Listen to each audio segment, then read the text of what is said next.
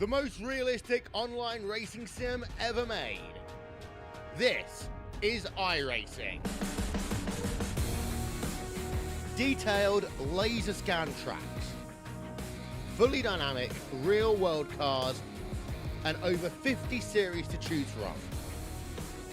6 online world championships offering over $100,000 in annual prizes. This is the original esport racing game. This is iRacing.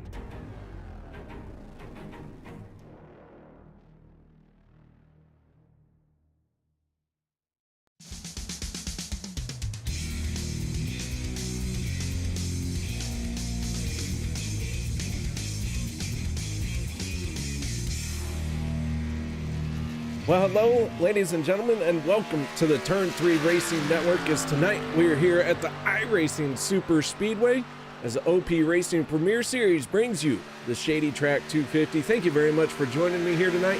My name is K.R. Stolfus, and in the booth with me is Travis Elliott, a former winner at this track, so bringing on an expert opinion this week.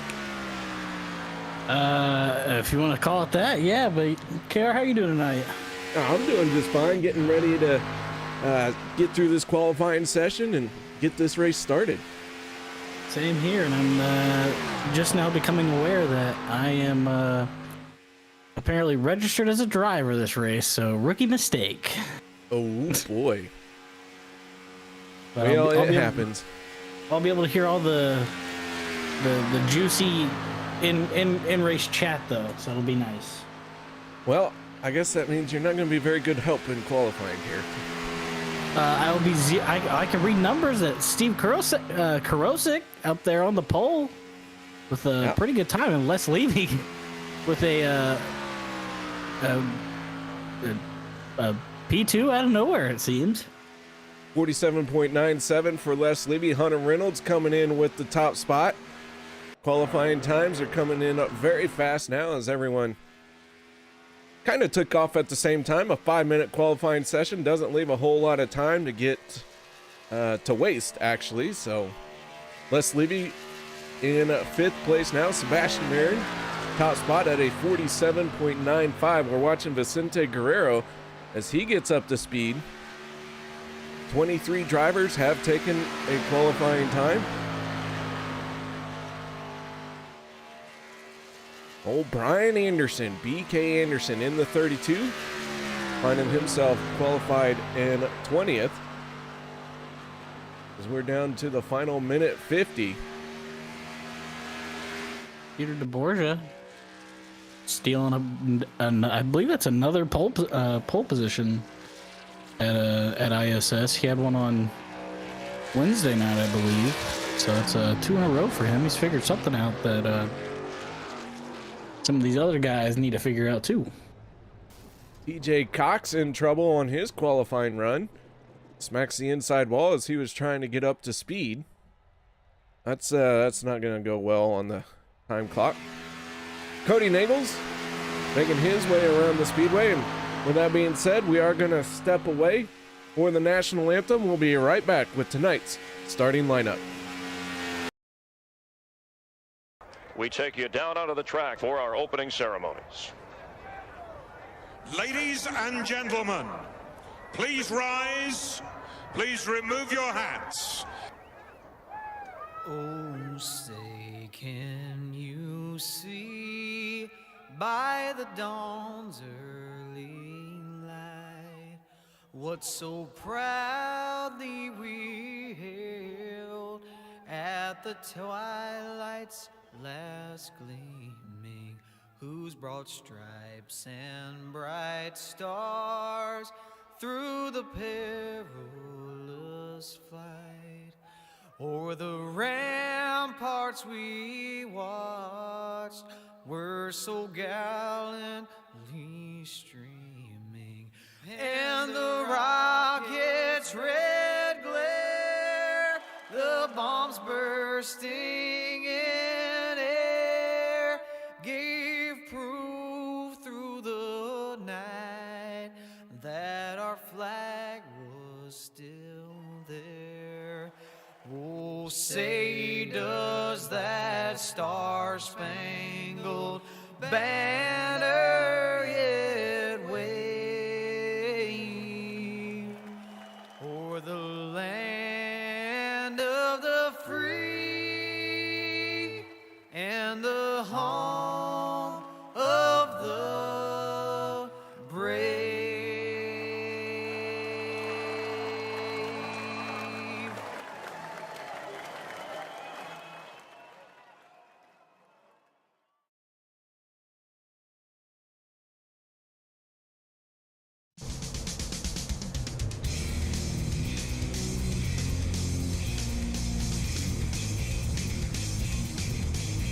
Welcome back, ladies and gentlemen, as our 42 car field starting to take to the grid. So that means it is time to do our starting lineup. On pole from Team Bootnaka Esport, that is the 40 of Peter DeBorgia. To his outside, the 23 of Sebastian Marin. Row number 2 will be the 26 of Hunter Reynolds and Steve Karosik on the outside from Dale Cup Games. Row number 3, Gabe Butler in the 88 and Kevin Freese in the 25. Row 4, Vicente Guerrero in the 14 and the 62 of Les Levy. Row number 5, Logan Helton in the 63 and the 33 of Jeff Crosby Jr. In row number 6, the 04 Mark Mann and the 19 of Zach Workman. In row number 7, get the 95 James Mayer and the 1 Zachary Lima. And in row number, did I say 7? 7. Gonna be 8. It's gonna be Josh Milam and Sean McCara. In row number 9, 31 of Casey Gilchrist and the 12 of Zach Fritch. Row number 10, gonna be the 59 of John Guerra and the 27 of Sean Stevens. Row number 11, the 47 of Richard Kuhn and the 6 of Cody Nagels. Row 12, Randall Cobb in the 52 and the 17 of Jimmy Reynolds, sporting a new paint scheme. We'll talk about that here in a little bit. David Booth and Brian Anderson for row 13. Row 14, Jeff Crosby Sr. and Nathan Warren. Row 15 will be Daniel Holloway and Rob Connors. And in row number 16, and I believe the last person to turn a qualifying lap is going to be the 5 of Bob Lacavara and the 4 of Rick Seabrands. Row number 17 is going to be the 05 of Brian Lang and supposedly me starting in 34th place, but that's not going to be the case. And row number 18, you got the 01 of PJ Cox and the 44 of Anthony English. And my stuff is all messed up now, KR. All right, David Overstreet and Andy Brigante in row 19. Row 20, Richard Sanchez and Dan Harrington. Then it's Jeremy Funk and Eric Laurie rounding out this 42 car field, but Travis Elliott and Eric Laurie not making it to the grid, and Elliott not going to show up at all because, reasons. So the field ready to go as they make their way through turns 3 and 4. We'll see if Eric Laurie makes it out there. As it is right now, 40 cars out on the speedway here at the iRacing Super Speedway. Want to give a shout out to Miss Michelle and Miss Mara. Welcome. Come on in. Thank you very much, guys. Ladies. I didn't mean guys in like that way, but it is what it is. Here we go. Pace car down and away. Peter DeBorgia, Sebastian Marin, green flag is out, and away we go. Side by side, the outside line getting a good start. I believe that is the 027 of Steve Karosik getting Sebastian Marin clear to that bottom. He's going to stay up high. Not a lot of help behind them, though. We got the 25 of Kevin Freese, decent ways off, supporting that lovely Guinness blonde car. And we're still side by side going down the back straight into turn 3. Nothing crazy happening quite yet, KR. Nothing too crazy just yet. Everyone's still side by side as the leaders haul it off into turns 3 and 4. Very good to see the 88 of Gabe Butler back out there. He missed last week due to his family emergency, but he is here tonight, and that is a good thing for this league and for Gabe Butler. That is for sure. There's a couple of his teammates still running the Guinness cars that were made in tribute to Gabe for missing last week, and he was surely missed on the track and joined back right at the right time to race this lovely racetrack as Sebastian Marin's well clear of that bottom lane, and so Steve Karosik almost clear, and he's gonna drop. Oh, they're wrecking. Oh, trouble. The 14 goes around as he had some help. Vicente Guerrero, hard impact. It looks like Andy Brigante on the brakes there as well. A couple cars still spinning. But that was a big stack up towards the front of the field. Let's back this up and see where it all went wrong. Going into the corner, it looked like a big checkup. Not 100% sure what happened at the front, but Zach Lima really just came hard into the 14. Looked like the 71 gave a shot to the back of the one. And that's what triggers had this. a little bit of help. A little bit of help there. But nothing you can really do when you're going 230 miles an hour. Yeah, there was a checkup going on. A lot of flames shooting out of the exhaust pipes. Let's go and see if we can't go on board with the 71. Back that up just a little bit more. See if we can't maybe get a better point of view. Yeah, there's just no way to react that fast. I mean, at that moment, they're doing 236. Oh, I lied. They're doing 245 at that point of contact. So, just this is one of those tracks where you got to stay up on the wheel. You can't be you can't take your eyes off the road for a single second because something like that might happen. Alrighty, well, first round of pit stops under caution for the first time here as well. Shout out to Adriana and BD a little bit. How's it going, guys? Thanks for saying hello. Sebastian Marin winning the race off of pit road. Has that first pit box advantage.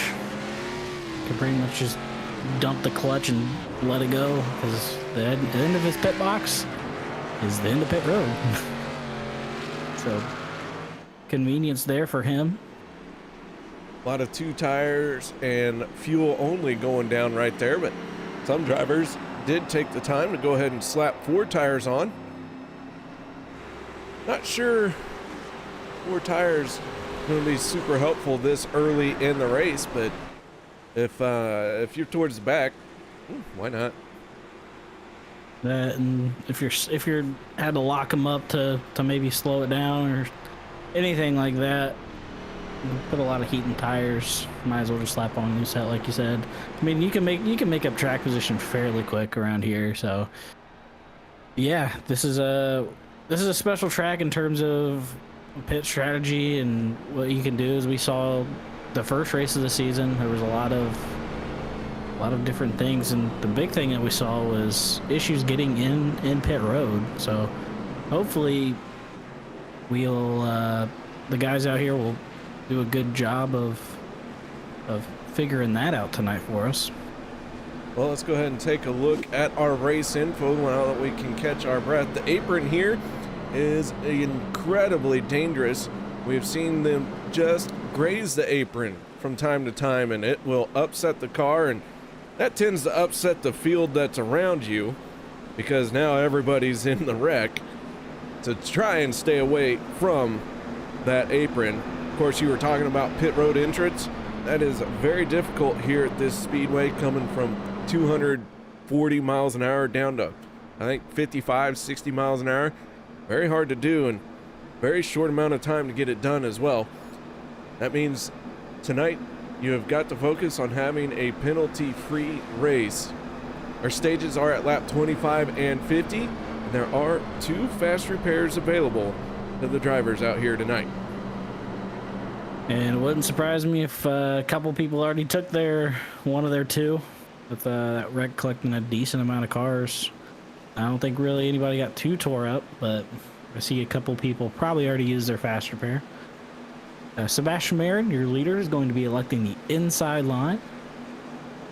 40 Peter DeBorgia is going to be on his outside. We're just inversing the starting order here. Got the 25 of Kevin Freese, road number 2 on the inside. The 027 of Steven Karosik on the outside. And then row number 3 for your restart, the 26 of Hunter Reynolds and the 88 of Gabe Butler. And it looks like the pace car gonna peel off here. And we're gonna go back green at the lovely iRacing Super Speedway. Wave that green flag, Barney. Wave it And we're furiously. green. That was a long one. He waves that thing very ferociously up and down. Oh, I mean, that's his life. He's got one job, and by golly, he's gonna do it. Shout out to Kevin Nagels saying hello. Thank you very much. Come on in. The green flag is out, and believe it or not, we're gonna go fast. Yeah, I'm going 230 right now into turn number 3. Speed still increasing, and they're only going to get faster as they keep running. It's going to be fun to see I just heard somebody spinning from somewhere. Not sure who that was. Cody Nagels in the 6 down on the infield grass. And the caution flag is going to come out. Andy Brigante onto pit road as well. So heavy damage to the 13. Let's see what happened here. Looks like maybe we got several drivers involved. Looks like the Hard 71 contact once for again. Sean Stevens as he goes tumbling. Yeah, the 6 of Cody Nagels. I don't know what was going on there, but the 71 of Sean McCara electing him once again. Cody looked like he just had a massive checkup. And Sean McCara wouldn't know where to go on that one. That 6 really slowed down. Went into the corner. Almost the same boat as last time. Yeah, that 6 goes into the corner and just like he stops. Got on the brakes or something. Not sure what was going on in front of him. I have to check that out. He was all by himself. It looked like maybe he just, unfortunately, I wonder if he had a mechanical issue or an issue possibly with his computer or something. But yeah, it just all of a sudden he just had no throttle. It sounded like. So another very quick caution. Couple more torn up race cars. Started 40 of them. Eric Laurie has not made it out there so far tonight. Travis Elliott in the booth with me, so he will, of course, not be making it out there tonight. I don't know, KR. I might turn a lap, mouse and keyboard it. You know. Probably won't be able to tell the difference, especially around here. Do it in reverse. Oh yeah, we'll do it on the apron. There you go. We get immediately black flagged by our race controls. Told to put it behind the wall. Yep. As we have a couple of drivers electing to not pit. Yeah, but quite a few do. Jeff Crosby Jr. stays out along with Zach Fritsch, Zach Workman, Randall Cobb, Josh Milam, Logan Hilton, and Rob Connors. They all stay out. A trend of the strategy of the FSR guys tonight. Trying to maybe, I'm sure they're still gonna have to stop one more time. Believe it or not, when you're going 240 miles an hour around a racetrack, you do not get very good range on what is it, like 9 gallons of gas or whatever it is, half a tank.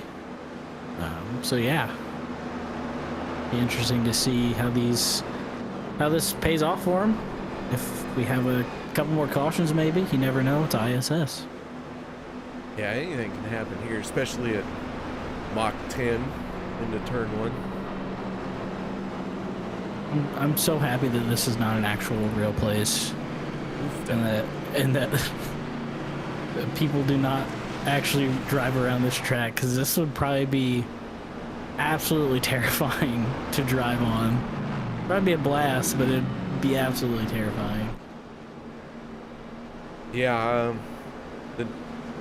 it would be white knuckled the whole time around. That would be white knuckled if you were out there by yourself. Now add in 40 other cars. Oh, also to add a little bit more, so they're doing 245 in the draft, and that is with a 5% power reduction on the engine. So the engines are not at 100% power either, and they're still hitting 245. Wow, that's getting after it. That's moving. That's for sure. Definitely moving there. Can only imagine if this track was not at sea level. Imagine if this was like in Denver or something. Well, since we're talking about iRacing Super Speedway, Jimmy Reynolds has expressed his opinion. Oh, are you talking about how on his deck lid? On his deck lid, yes. You have a lovely little shot that says, IRSS sucks. And on his bumper, it ain't real. I'd say he's not a fan. I don't know. Maybe Jimmy's just secretly a fan of this place and just wants to have a little banter, you know. Nice simple car for this lovely simple track. You turn left, go fast. Yeah. Looking good out there. I mean, we are on lap 10. We have had 2 cautions tonight already, so it's definitely trending for a fun one tonight. Hey, I'll tell you what. The drivers may not like it, but man, this is one of my favorite tracks to broadcast. The sense of speed is incredible, and it does kind of make you have to drive a completely different way. So I do enjoy seeing these guys have to struggle just a little bit. Oh, for sure. It's definitely a perk of this track, as we're about to go green once again. Green flag comes out, the 33 of Jeff Crosby Jr. leading us to the green flag, getting his lap led on his outside his teammate of Zach Fritsch, and behind him once again is another teammate of his, Zach Workman. So surrounded by teammates, and there's the 7 of Josh Milam. KR race number 1 we saw race number 1 at ISS, we saw Alliance Motorsports really take control of the race and show their muscle early on. Could we see possibly these FSR guys trying to do the same as the Alliance guys did?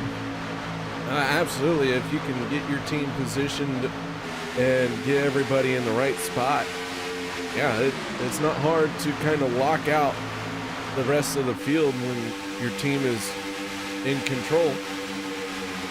So anything is possible, but you got to get your teammates around you. You got to get up there and you got to wrestle that away from everyone else. That's exactly what they're doing. Yeah, speaking of wrestling away from everyone else, last time we were here, Mark Mann picked up the win. Let's go ahead and take a look at our points and who has won races so far this season. Logan Helton has a win. Kevin Priest, Mark Mann, Tyler Miller, and Josh Milam is the first one on the outside looking in. And no repeat winners just yet. But we have had quite a few repeat stage winners as they're 3 wide down the front stretch. Logan Helton has won a total of 3 stages, and after his dominating performance last week, it's not hard to see why he's leading the stages in a round. It goes to 12 of Zach Fritsch, as we had just turned our fastest lap of the race on the 21 of Daniel Holloway. Everyone had turned their fastest lap of the race as they were starting to get up to full speed, and around went to 12. Yeah, just a little bit of a bad touch and a bad spot. The 52 of Randall Cobb getting just ever so slightly to the left of Fritsch's bumper there, turning him right around. Looks like 26 of Hunter Reynolds got a little weird netcode damage there, and nothing you can do when you're doing 235 miles an hour in a turn. He said Daniel Holloway, the 21, had the fastest lap. Well, nothing you can do when there's a car spinning right in front of you. Several cars in this one for sure.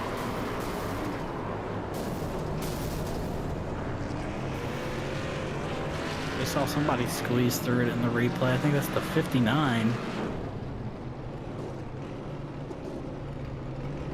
I don't know if he squeezed through or got lucky.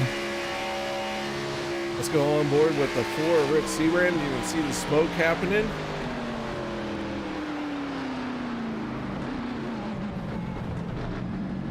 And Rick wisely shuts it down.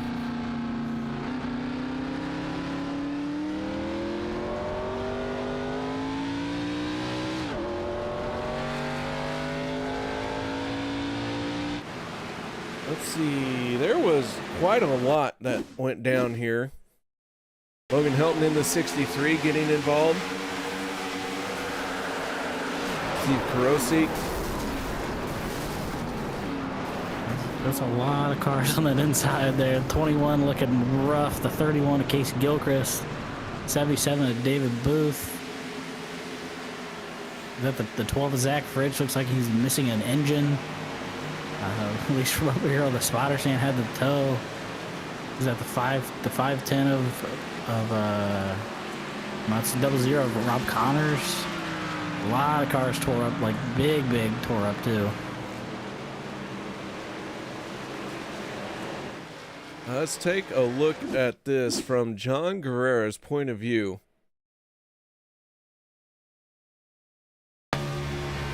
'59 John Guerrera.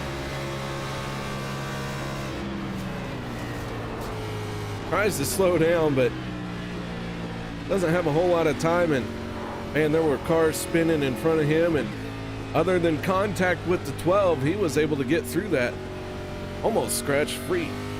Almost. It looked like it.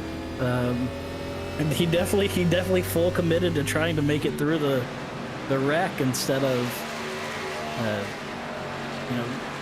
get stuck where he would get stuck at, but he is still sitting on pit road and might have even put it behind the wall possibly.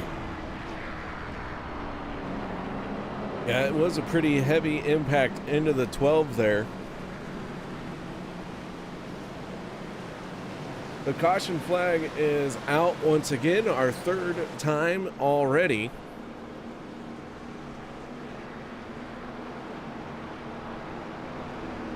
ISS got ISS.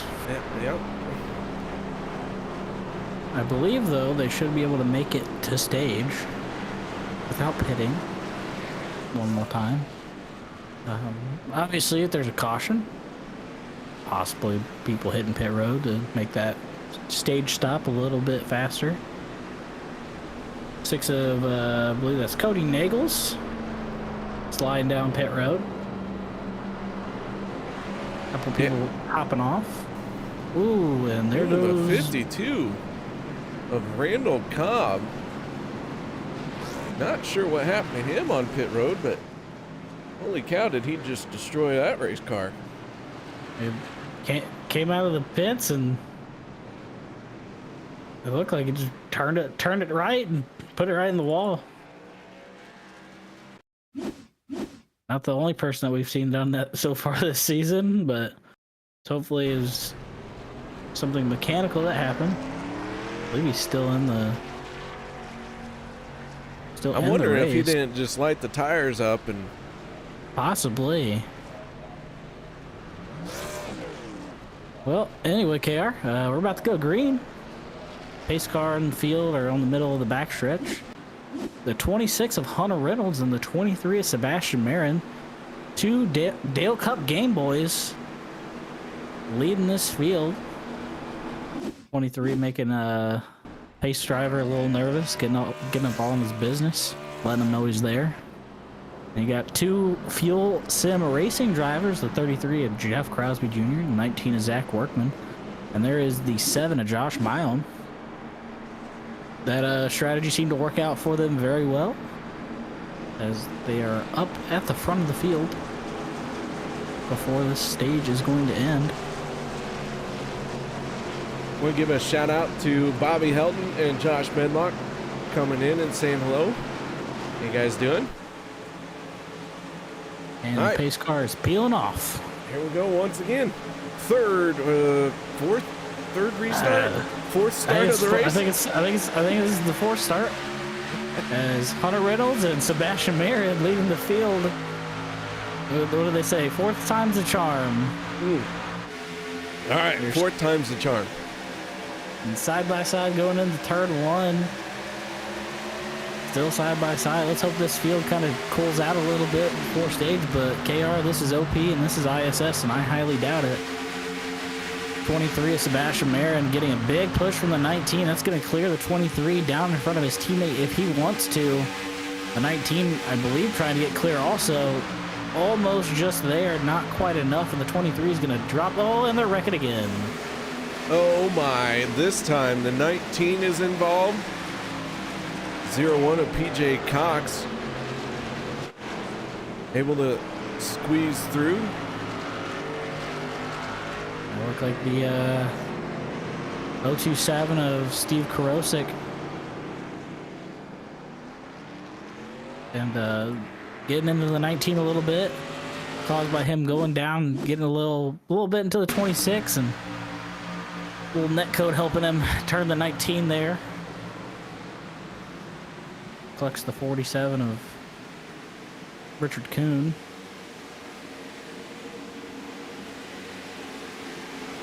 So the fourth time was not the charm. It seems that way. Good. Gonna go for number 5. The 47 getting all tore up. It's just wrong place, wrong time for him. 'Cause it looks like the rest of the field got through relatively okay.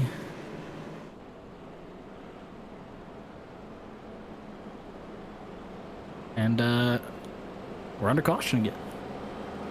Well, that being said, guys, we're gonna step away for a quick break. No one go anywhere. We'll be back to bring you this restart. Whopper, Whopper, Whopper, Whopper, Junior, Double, Triple, Whopper, Impossible or Bacon Whopper. I rule this day. And BK, have it your way.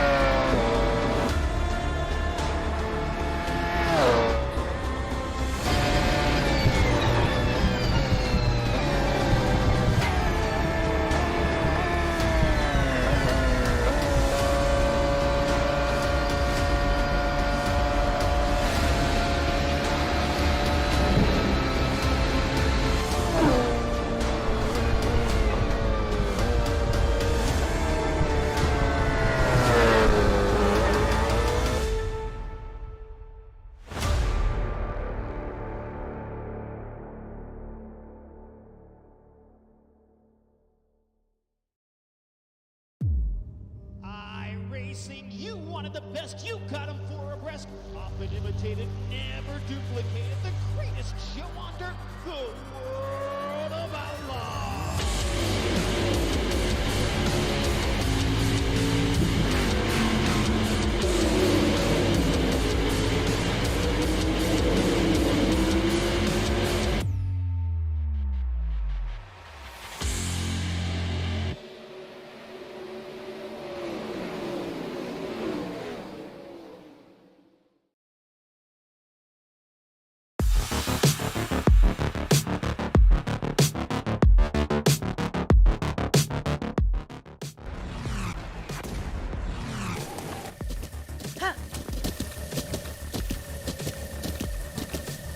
With the Butt Kicker Gamer 2, what you see and what you hear is what you feel.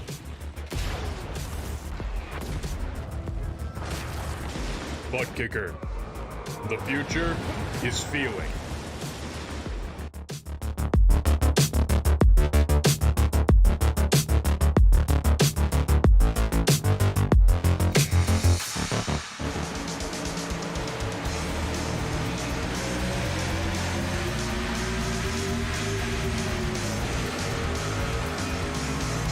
Green flag is back out as we start lap 21 of 84 here tonight at the iRacing Super Speedway for the Shady Track 250.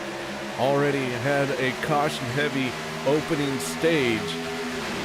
That has allowed some of the drivers at the back of the field to make their way all the way forward. Dan Harrington in the 82 up 33 positions from where he started to be the third car on the inside.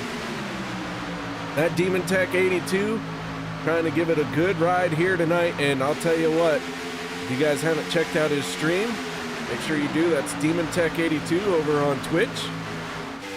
We'd love to have you stop by and say hello.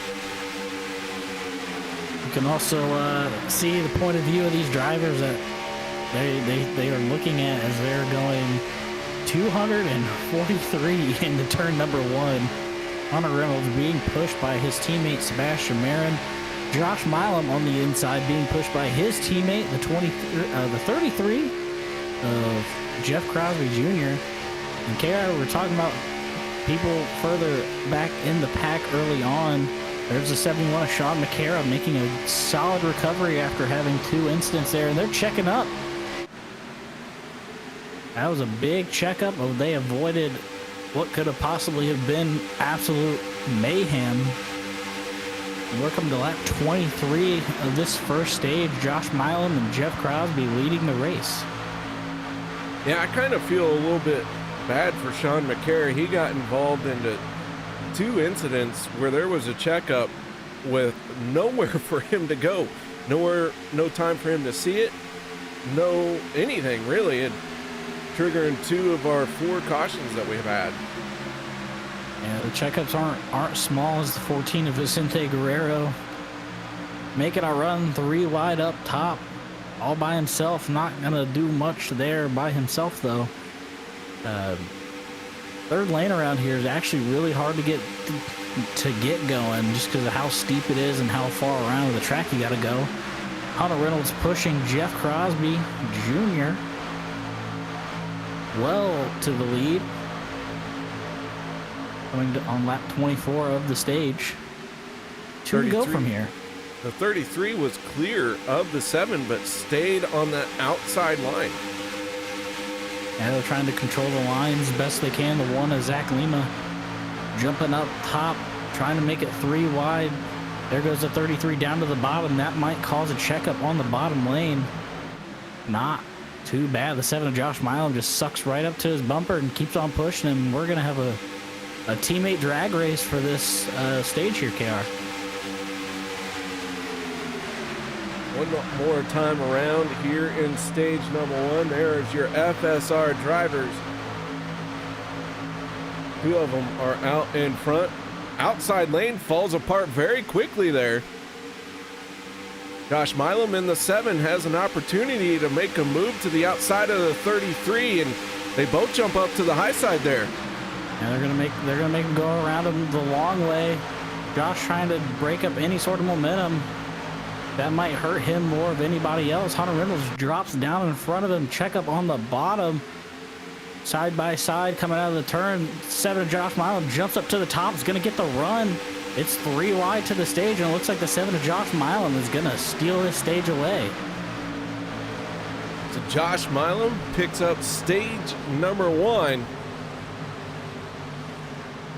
Everyone breathing a sigh of relief. We got through that one. I know I am. I know we are up in the booth. That was a good stage finish there. 3 wide.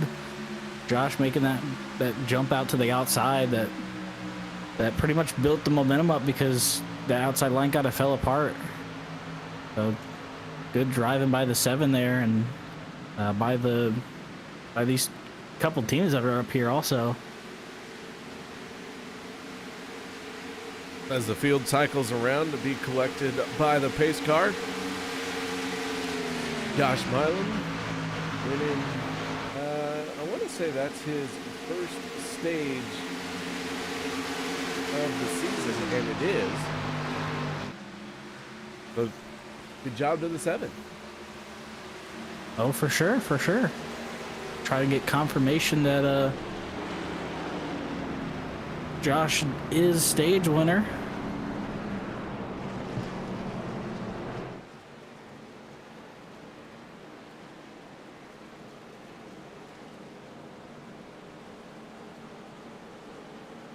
And I believe I just got confirmation that the 7 of Josh Milam is going to be the stage winner. There you have it. All right, well, now that we're done with stage 1, this is a tribute to all the drivers who are still alive out there. There you go. That's a beer flavored water crack. It's a kids show. We don't Family show. Family show. We don't do anything illegal. The 12 ounce beverage. It's a flavored water. It's a liquid that is crisp and refreshing. Yes. As the Like 7 a of tree Josh that Milam. grows out in your front. Like a bush with a light on it. Ah, so it's like Christmas. Like Christmas. Nice. I like Christmas. Christmas is fun. Got a couple people possibly getting a wave around, look like. Or trying to get a wave around. I believe one of them being Zach Fritsch, who has scored 1 lap down. Looks like Zach was on pit road about 10 laps ago. So rolling the dice here for possibly a caution after he gets the wave around. And it looks like the 27 of Sean Stevens also might be trying to do the same thing. Your lucky dog for that time was the 52 of Randall Cobb. He is making his way back around. All right, well, let's fire this up and get talking to our stage 1 winner. Josh Milam, you got your ears on, bud? What's going on? Oh, not a whole lot. Hey, that 7 won a stage. It's about time. I've been up here for weeks trying to get one, trying to get something out of it. And I finally got me a win. Finally in the booth. First stage win of the season. You come into tonight leading the points of all the drivers who have not won a race. Is tonight the night for the 7?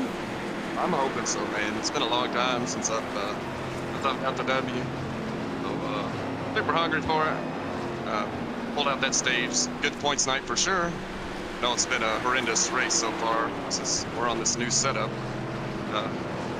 Hopefully it can stay clean here and we can try to get more stage points and then end up in victory lane. What's the setup feeling like out there for you? It's a lot faster than what we're used to running.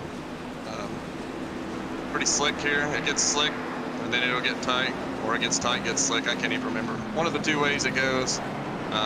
Take the runs if you got it. I think the car feels all right. I'm having fun with it, but like I said, you'll see a lot of these guys getting to the corner and sliding up the track, so they're just gonna have to figure out how to control that, and we'll be all right.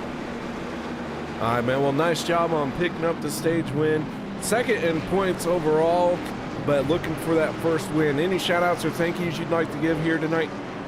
Shout out to you guys in the booth, my teammates, FSR, all the folks out there watching tonight, and the drivers, and I think that covers it there. All right, there you go.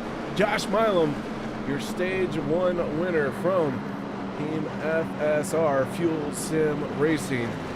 Once again, congratulations, Josh, on the stage win.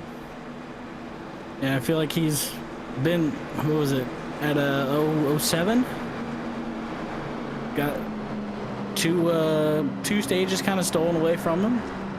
I think last week he also got another stage stolen away from him, so I think he was finally doing one there, KR. Well, you got it.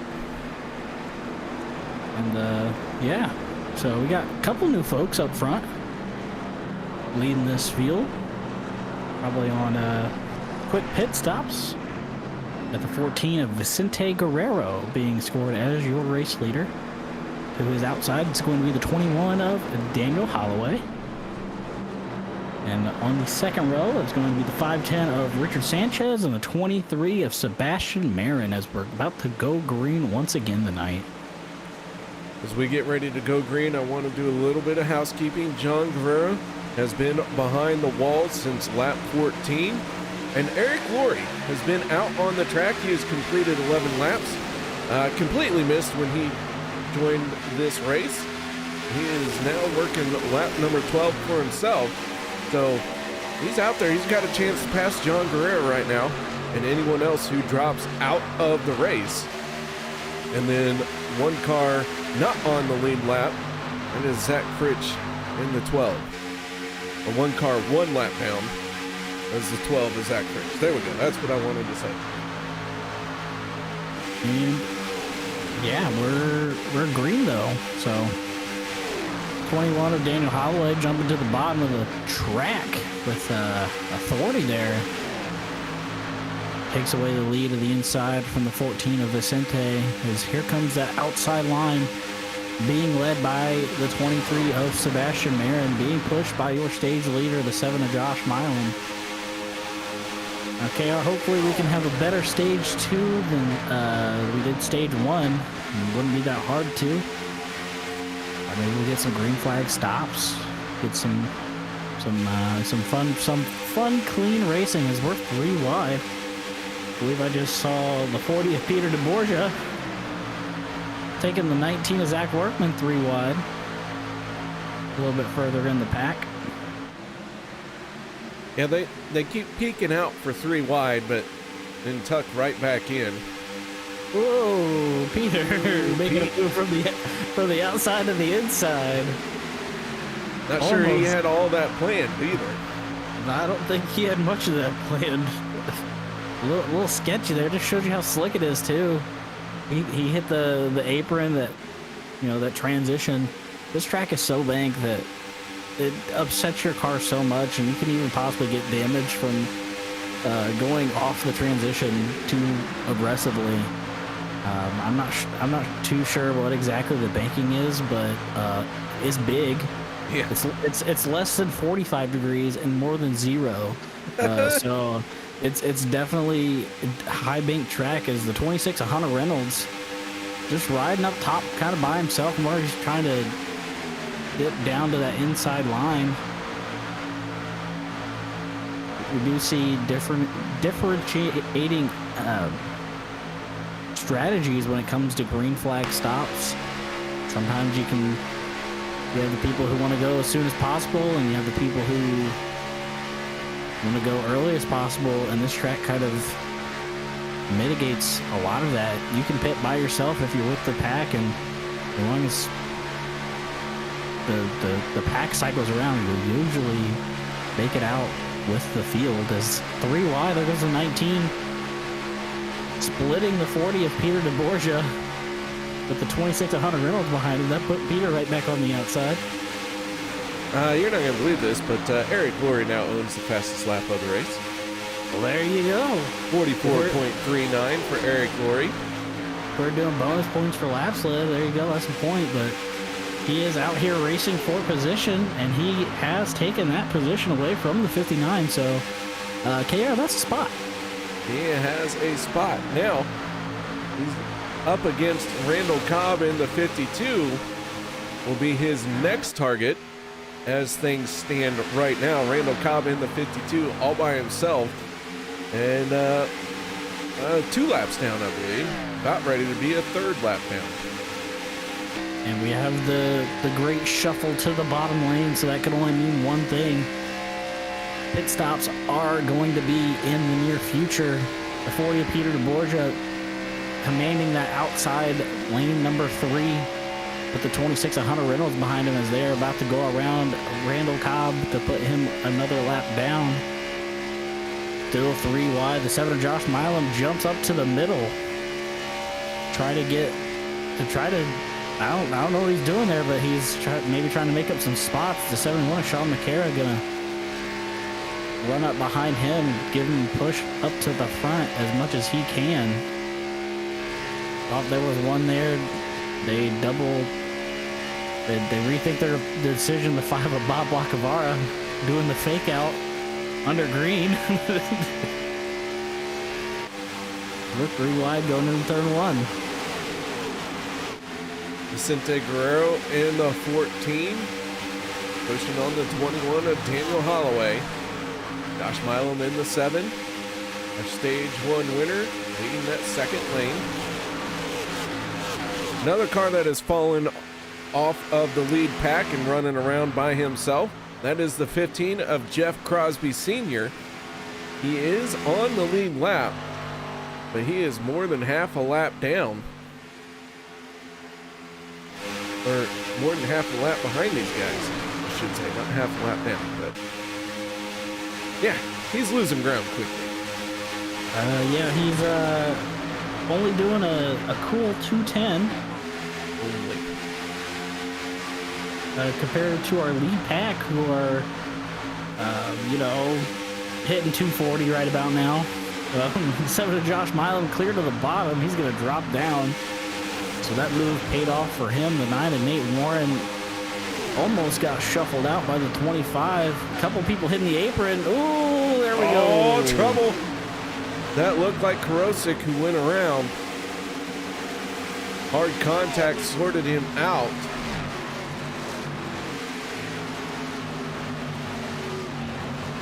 Wow. The caution flag coming out. That was a big moment right there. I believe that was Steve Karosik. Yeah, he we'll take a look and see what happened. Got into here. the apron. Good shot from the 23, Sebastian Marin. Had a little bit of help from Netcode. Marin was trying to stick his nose down to the inside as Karosik was trying to close the door. And around goes the 027 and caution flag thrown. Yeah, it tore up the 33 of old Crosby Jr. there. Yeah, that hood blew off. Yeah, it gone. That's almost fast repair territory. Maybe try to make it to the end of this stage. That's probably maybe it just depends on how his RPMs are, but yeah, there's nothing you could have did there. The 027 hit the apron, went up to the middle. Sebastian kind of just filled the gap, and iRacing helped him out a little bit. And there was the checkup there. So more than likely, we're going to see the whole field be hitting pit road this time. Sure will, and everyone going to hit pit road to top off their fuel tanks and final sprint to the end of stage number 2. Josh Milam leads them onto pit road.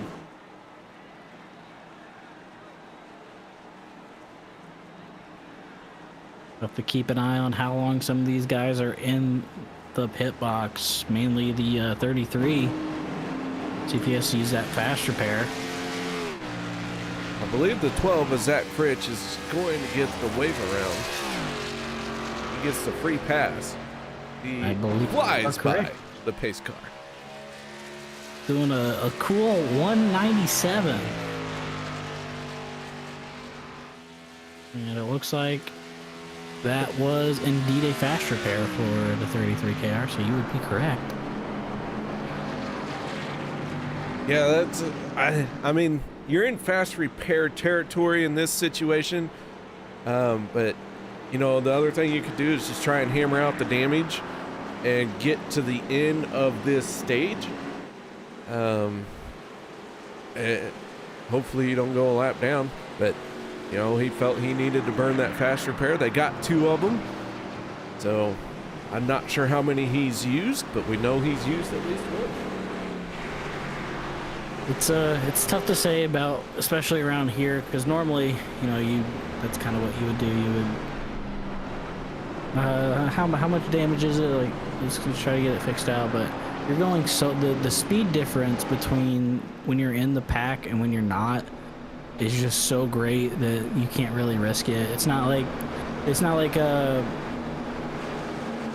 Daytona 08, for example, where the field's not exactly going as fast as possible because of, you know, how bumpy it is, how many checkups there are. So this track definitely has a different kind of feel for using fast repairs and essentially the fast repair economy of iRacing Super Speedway, as we should just start calling it, as the 27 of Sean Stevens going to take the wave around.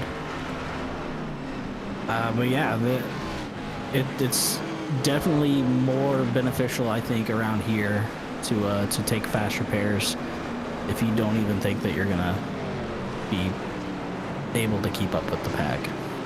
Yeah. All right, so we're gonna get the green flag with 10 laps left here in stage number 2. Lights are out on the pace car as they make their way down the back stretch. I believe the last 10 laps of last stage were the best racing, so we'll have to cross our fingers there, cross our fingers, cross our toes, as the 40 of Peter DeBorgia, your leader, is electing to take the inside line with the 7 of Josh Mile on his outside in row number 2. It's going to be 25 of Kevin Freese, 21 of Daniel Holloway. And behind them two, you got Hunter Reynolds and Sean McCara, who, after having 2 very unlucky checkups right in front of him, is possibly going to scratch a stage win. All right, well, here we go. Cars in turns 3 and 4. The lights are out on that Ford Mustang. We have 38 cars on the lead lap. Randall Cobb now, he is 2 laps down in 39th spot. Eric Laurie, multiple laps down. I'm not going to do the math there because I just don't want to. Because the green flag is back out. I believe Eric is 17 laps down. Oh, sure. As the ticker scrolls by, it says 17. I'm not familiar with the number 17 KR, but 17. the 26 might be, as he's going to clear that outside line and go right in front of Josh Milam, taking away that outside lead line. 40 of Peter Borgia still on the inside with Kevin Freese in the 25 right behind him. Big shot from the 7. Not quite going to be enough to get him clear. You have 2 cars on the outside line trying to take it 3 wide. The 6 of Cody Nagels and the 1 of Zachary Lima. No takers for them right now, as making that outside line work with 2 cars is not very easy. 26 of Hunter Reynolds is clear going into turn number 1. And he does not elect to take it as they're side by side now. Cody Nagels in the 6, working with Lima on that 3rd lane. We might have something going, but they also need a little bit more help. Try and get that 3rd lane rolling. As, the 1 looked like he was trying to break off or something. But 3rd lane going to fizzle out here, and they're going to blend back in. And Josh made a good move to the inside to pass Hunter, but it's going to bite him right back as he slid up out of turn 4, allowing the cars behind him and the middle lane to now go to the wall. The 21 of Daniel Holloway leading that charge now. 3 cars on that outside line, the 21, the 71, and the 31, trying to make something happen as Josh and the 26 of Hunter Reynolds doing the best that they can to keep them at bay as they're going into turn number 3. We are on lap 43 of 50 for this stage. So laps winding down. The 33, Jeff Crosby Jr. Big moment there. And that's going to allow the outside line to charge on past. Jimmy Reynolds in the 17, the 95 of Jim Mayer, and the 1 of Zachary Lima. All working that third lane in a 3-car group. There's another 3-car group that includes Daniel Holloway and the 31 of Casey Gilchrist and the 71 of Sean McCara. So if we can get 6 cars working together in that third lane, ooh, my goodness, things got very hairy going into the corner right there. Yeah, it was a big checkup that broke up that outside line completely, as it almost essentially just disappeared as fast as it formed. Daniel Holloway dropping all the way to the bottom. He's going to get passed right back by Hunter Reynolds. Josh Milam slipping to the inside though, stealing away that move possibly from the 26. Now Cody Nichols behind Hunter Reynolds on that outside line, as they are much more formed up than they were before. The 71 and the 31 still trying to make something happen on that outside line by them too.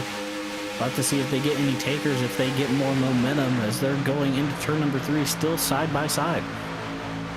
Oh, the 6 of Cody Nichols out of shape. Oh, Hunter Reynolds. This is big one. This is just turned into a huge crash. That 1 car upside down. Praying for Cody Nichols that his wrists are not broken. Hunter Reynolds, heavy damage. Wow, that was a big one off of turn number 4.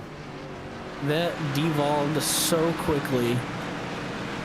It went from kind of a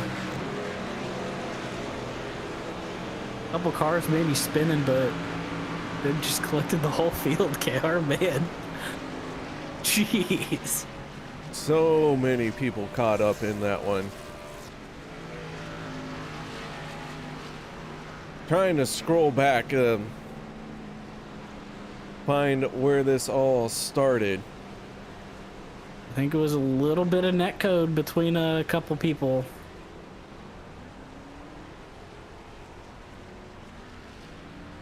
Oh no, the 6 kind of washed up. The 6 got loose.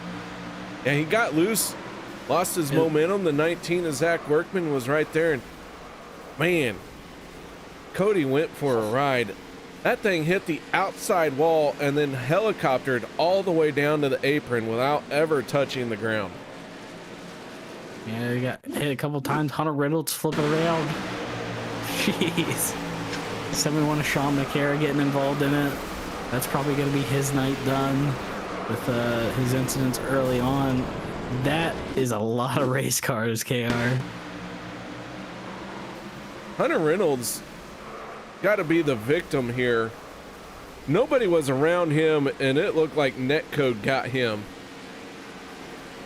He kind of just from like 100 miles away. It just kind of unfortunate time there. I don't believe that they called stage, so we're still green after. We're still gonna go green for stage after that.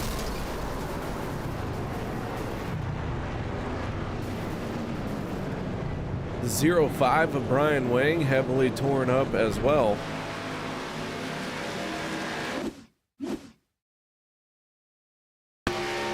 Take a look at this one. You see the 6 get out of shape. Logan Helton involved.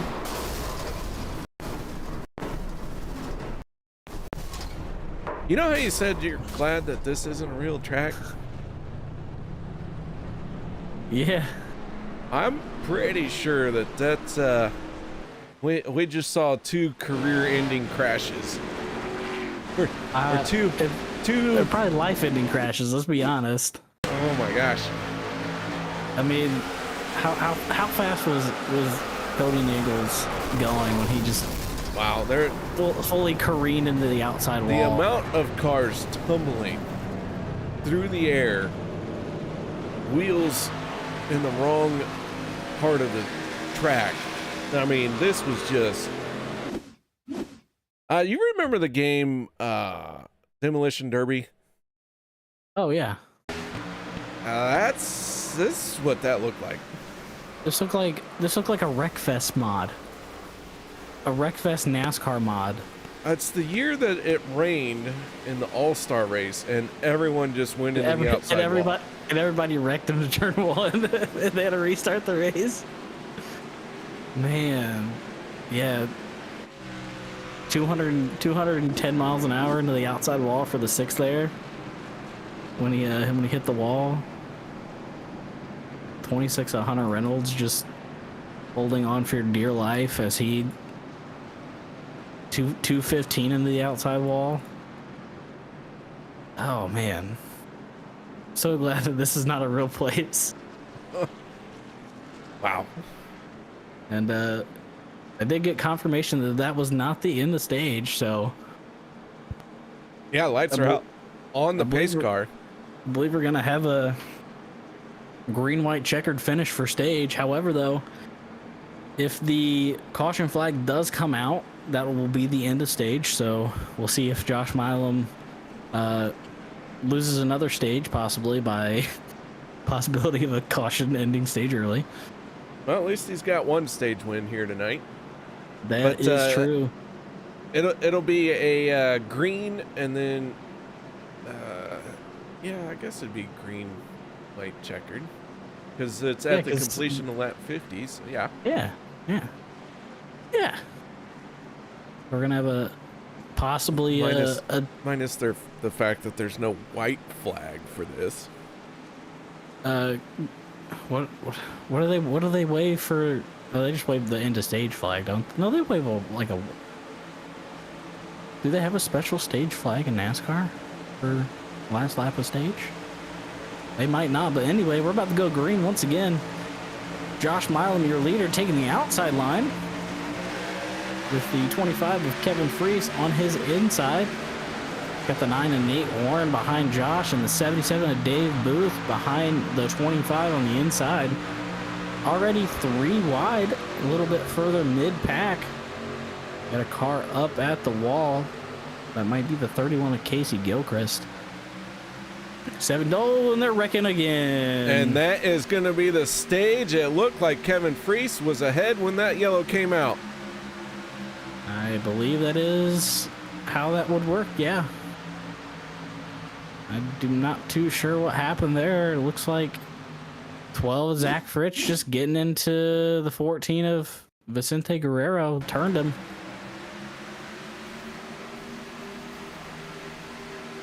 That one was much more calm.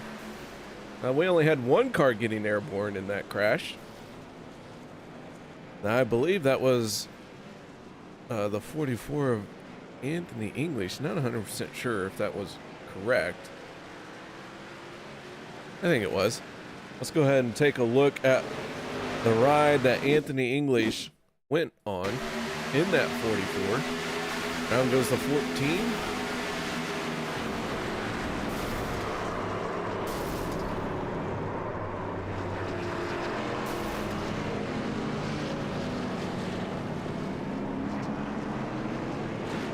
So caution flag out once again, but this time it is for the end of stage number 2. And with the pace car picking up the field, and with Kevin Freese in the 25 tucked in behind the pace car, I'm going to assume that means he is our stage 2 winner. I was getting confirmation, and yes, the 25 is the stage winner. So unfortunately, I made it come true. Josh Milam getting another second place in stage. Due to a caution. Due to a caution. All right, so let's update the field real quick. John Guerrero out of the race. Cody Nichols has gone behind the wall. Daniel Holloway, Steve Korosek, they are sitting on pit road, but they have been there for the last almost 8 minutes each. John McCare, Randall Cobb, Brian Wing, Zachary Lima, and Hunter Reynolds, all 1 lap down. Your stage 2 winner is the 25 of Kevin Freese. So Eric Lurie going to be gaining a few more spots here. Getting spots, baby. That's all. You just got to stick it out. I mean, we've had a couple sizable wrecks, and that last wreck was absolutely massive. So definitely the possibility of getting more spots is going to be rapidly approaching throughout this race, as I'm looking at a lot of cars who have burned through one and or both of their fast repairs. So a lot of people on their last car, KR. That's for sure. All right, let's get a word in with our stage winner. That's Kevin Freese. I did stage 1. You want to do our stage 2 winner? Oh, for sure, KR. Oh, I'm so glad you're excited about it. All right, take it away. 25 Kevin Freese, you have a copy, man. Congrats on how you guys doing? Good. How are you doing, man? You're out here on this lovely track. Oh yeah, I love going? this track. This is a fun track.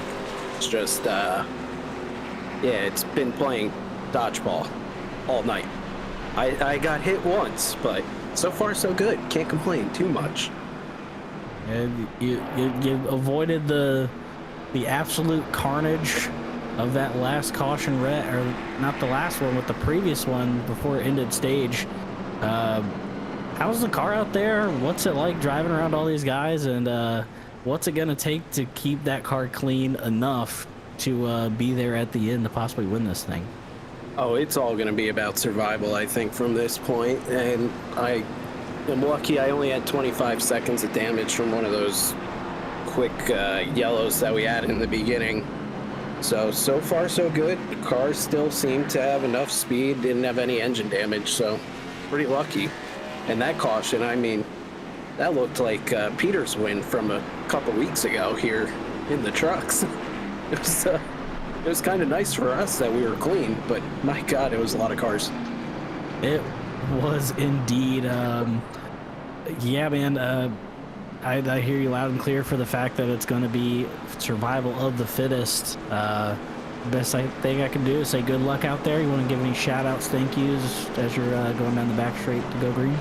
Yeah, thank you to you and KR for your wonderful broadcast work, all your great input on the race. Sure, it's awesome up there watching this. I mean, there's been no pace laps to call, so gotta be exciting action. It's absolutely exciting, man. We're having a blast up here. All right, I'll catch you guys later. All right, man. Good luck, and we wish you well. Okay, that was a stage winner, man. I put him in the wrong team. Oh, breaking rules. Oh boy. It's gone from bad to worse. All right, you call this race for a minute. Oh, you're good. It's all good. We got a couple new leaders up front. Got the 15 of Crosby Sr. Jeff Crosby Sr. leading this race with the outside of PJ Cox. Yeah, on row number 2, the 47 of Richard Kuhn, and the 23 of Sebastian Marin. Pace car is off. The 15 gonna lead the field to the green. Barney waving his arms because we are finally halfway there. Side by side into turn 1, the 23 pushing all over the back of that 01 of PJ Cox. Getting him clear of that bottom, and the 23 clear also. Possibly the 25 going to get clear to the inside line. They get clear. They're going to stay up top. The 01 drops down with a huge gap to the 15. That's going to cause a pretty big checkup in that inside line just to lose any momentum. The 9 of Nate Warren and the 25 jumping down to that bottom lane right behind the 23 of Sebastian Marin. There is the 7 of Josh Milam with the 63 of Logan Helton right behind him. The outside line, nowhere to really be found. The 15 jumps up in front of Andy Brigante driving the 13. and we only got 2 cars on the outside line right now, KR, if you're back. I'm back. I never left. I've been here the whole time. Just listen, when you make a mistake, you have to own up to it. Unless you're me, and then you're absolutely perfect. Yeah, I don't know what you're talking about. Me either. All right, and we're still side by side going into turn number 3. Logan doing everything he can to try to get Josh up there and make his position a little bit better, as the field's pretty spread out right now. Yeah, Logan Helton in the 63. He's been in his share of incidents here tonight. A lot of them have been happening in front of him with nowhere to go. And I think that is the theme for a lot of our drivers here tonight. Whatever happened was in front of them, and it happened very quickly because of the high speeds. So everyone starting to run low on the fast repairs. Let's just say there are very few cars out here that have not used one. So it is possible, but like you said, it's just so fast when things happen. Everything happens ridiculously fast. And then not only on top of that, if you have guys, go, BK Anderson in trouble. BK. Around goes gonna BK, bring a caution out. and the caution flag comes out. Wow, that was a big moment for BK Anderson. That looked like what happened to Cody Nichols earlier, but a little bit slightly. I don't think that wasn't really caused by a checkup or anything. It looks like something happened to his car. Yeah. Yeah, it looks like might have had his wheel shut off because. Yeah, off throttle, hard left. Yep. And that car does not get rolling once it comes to a stop. Yeah, that thing took a hard left. Right, and thankfully nobody was on his inside, because that would have been. And he's getting it rolling just now, so that's exactly what happened.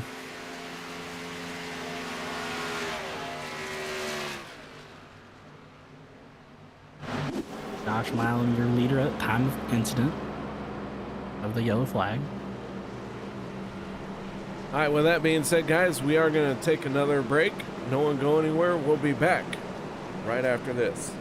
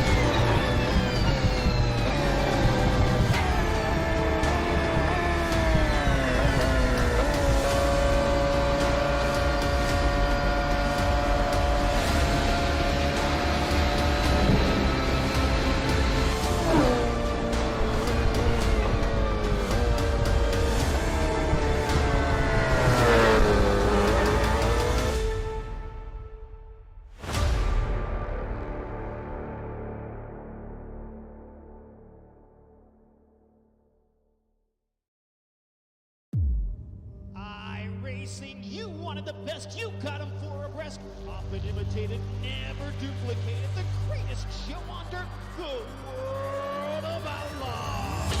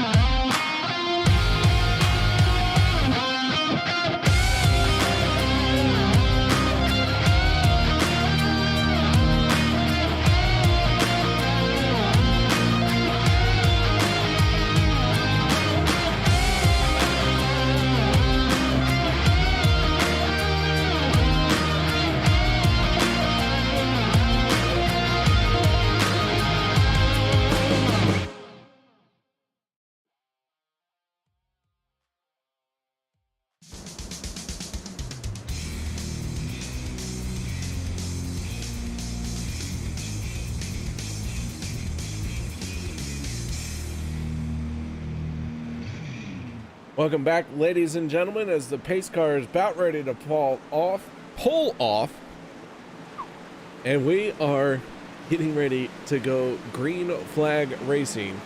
Pace car down and away. Gonna have 25 laps to go on this restart. Josh Milam, Logan Helton, green flag, away we go. Travis, this one's starting to wind down. I don't know if it's winding down, but it for sure is doing something as we are going back green in the turn number 1. Name we haven't said a lot tonight, which is very unusual. The 63 of Logan Helton up front, leading that outside line with the 47 of Richard Kuhn right behind him. 7 of Josh Milam on the inside. Not a lot of help, only has the 9 of Nate Warren behind him. The 63 is well clear of that inside line. And he's going to stay up, possibly drop when he gets into the turn, and there he goes into the turn, dropping to that yellow line. And that's going to put the 7 of Josh Milam right behind him as they exit turn number 4. They make their way across the start-finish line. Richard Kuhn in the 47 leading that lap. Right now we have 32 cars on the lead lap. Randall Cobb in the 52 is the first car 1 lap down. Daniel Holloway multiple laps down. He is in 36th spot. Bob Lacavera out of the race. So too is Cody Nagels and John Guerrera. Everyone else out there running. And everyone digging hard. Steve Karosik up along the wall, trying to stay out of the way as he goes another lap down. Eric Worre just making the pass on Cody Nagels. So Eric Worre up to 39th spot. That's a spot, KR. That's a spot, and in about 5 laps, he's going to get Bob Lacavera. And he's with the field too, and he's up to speed, so he'll probably be able to maybe scoot by, a couple cars off the pace. The 71 of Sean McCara. Just noticed that. But he'll be able to maybe get by Steve Karosik. Also, Sean possibly. McCara really off the pace. Yeah, I'm not too sure what happened to him there. Still on the lead lap. Oh no, he is not on the lead lap. He's pretty tore up. Not quite sure what happened there. Might have been I don't know. Maybe one of the 35 cautions we had. 75. But yeah, he's definitely out of fast repairs and just trying to bring this one home. As we are now single file for what is almost the top 10. And we are pretty much single file for the top 10 now. Sebastian Merritt in P10. And they're going to be looking to that outside line as soon as I mention something. He has stage 2 winner, the 25 of Kevin Freese on his back bumper, and they're making a hard charge back to the front. No roll, there goes the 9. Several cars going around. Jeff Crosby Sr. caught up in that in the 15. Sean Stevens, Nate Warren, Zach Fritsch. Another caution flag coming out and another big one. The yellow flag flying. Let's back it up just a little bit. Just a little bit. Looks like the 9 got into the apron a little bit, and we heard Josh Weiland talk about it on the when we interviewed him for stage. The cars are a little loose tonight, a little slick out there, and sent the 9 around right in front of that field right behind him.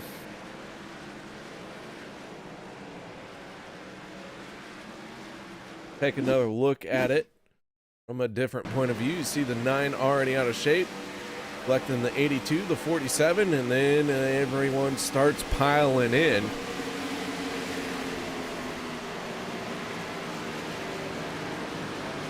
Once again, nothing you can do when you're going 230 something miles an hour and you have a car wreck right in front of you.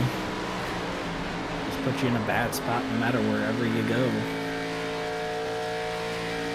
Gabe Butler able to squeeze through that one. A little bit of contact, but still able to make it. On board with the 12 is Zach Fritsch. And that happened right in front of the 12.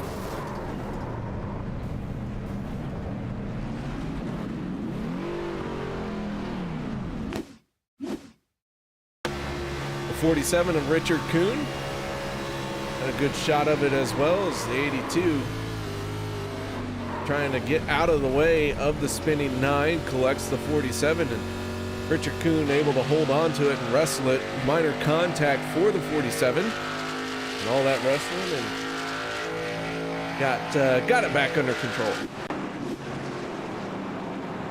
Logan Helton leading the field to pits. So Logan Helton, 63, your leader.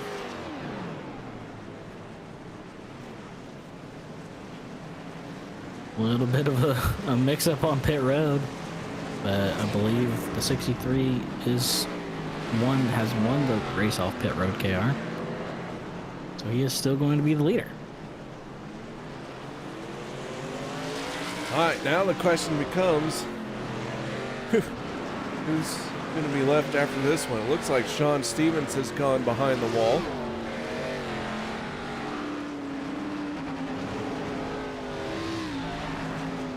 There have been so many big crashes here tonight. That they have. they have not done anything small this race. Everything has been quite the spectacle for Rex. Quite the spectacle. Quite the spectacle. Yes. Can you spell spectacle?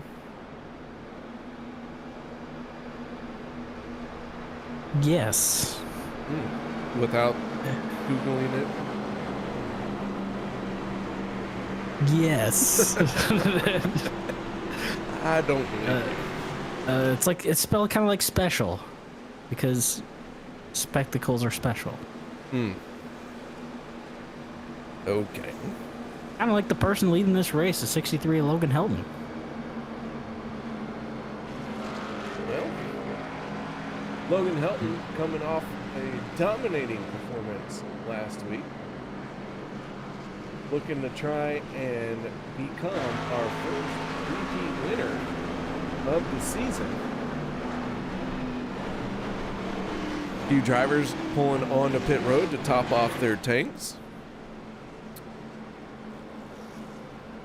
I mean, if there's anybody that would be the possibility of the first repeat winner, it'd definitely be that 63. He's had kind of an off race, it seems. Usually he's up front. We're talking about him a lot, and haven't really talked about him a lot other than him getting caught up in other people's problems. It's good to see that he's bouncing back quite nicely, obviously, in the Logan Hilton fashion. He is going to be your leader, electing to take the inside. The 7 of Josh Milam on his outside. Behind them in the second row, you're going to have the 1 of Zachary Lima and the 510 of Richard Sanchez. And in the third row, at the 01 of PJ Cox and the 23 of Sebastian Marin. So we've had a couple names that we've been talking about all night, KR, as we typically have a couple standouts, a couple new faces up here. And there's one that I really have not seen much of all night, and that's the 04 of Mark Mann. Yeah, Mark Mann has kind of been having a quiet night, winning the season opening race here at the iRacing Super Speedway. And 04, the 18 laps to go, starting to work his way forward. Can he pull off a 2 for 2 at this track tonight? He's been this is definitely one of the tracks where I would want to have a quiet race, and he's definitely having one.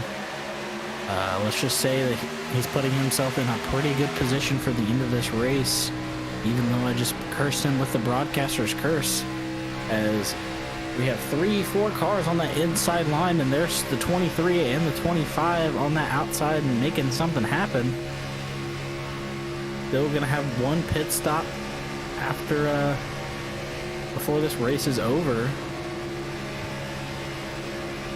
So maybe we'll see our first green flag pit stops tonight, KR. Well, I don't know if I'd go that far. Is that too optimistic? We'll find out, though, as we are digging hard right now. Randall Cobb, first car, 1 lap down in 33rd. Nate Warren, last car on the lead lap in 32nd. And he has lost the draft, so he is going to be in trouble here before too much longer. But with 16 laps to go, the 63 of Logan Hilton out in front of the 23 of Sebastian Marin. They make their way off of turn number 4 and onto the front stretch with that full head of steam. To give you an idea, the 9 of Nate Warren, he's losing the draft, but he's still going 225 miles an hour. So that's why earlier when I was talking about the fast repair, get your damage fixed kind of thing, that's what I'm talking about. The speed difference is just so fast and so drastic. You can just lose the draft at any moment. As we got a couple people making a charge into this lead pack from the second lane. Got the 4 of Rick Seabrance and the 21 of Daniel Holloway. They just crept in on the corner of my screen here, and I saw them charging hard up to this lead pack, and there goes Rick to that bottom lane. And we are... Holloway has just turned the fastest lap of the race, this lap, and the previous one. So he does not surprise me. He is on the move. They were cooking, and that puts all 5 of the Alliance guys up in this lead pack, with Logan Hilton leading it side by side with the 23. Has cleared to the outside, not gonna jump up for strategic reasons. The 1 of Zach Lima giving him a little bad touch there. That could have been huge, KR. All right, so Holloway turned 2 fast laps, and then Jim Mayer comes out and turns an even faster lap. 44.14 The 95 has an absolute blistering of a lap. Think about that. 3 miles in 44 seconds. That's how fast these cars are going, man. It's crazy. Oh. And to think that they're 95% power as the 71, and I believe that is the 027 of Steve Karosik going lap down there. Staying on the wall. Staying out of the way. There's only a like 60 mile an hour speed difference between them as the field passes them.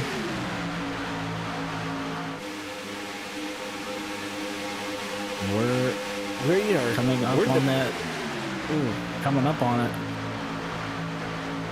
They're gonna be hitting pit road here soon. They're in the pit window, I would assume.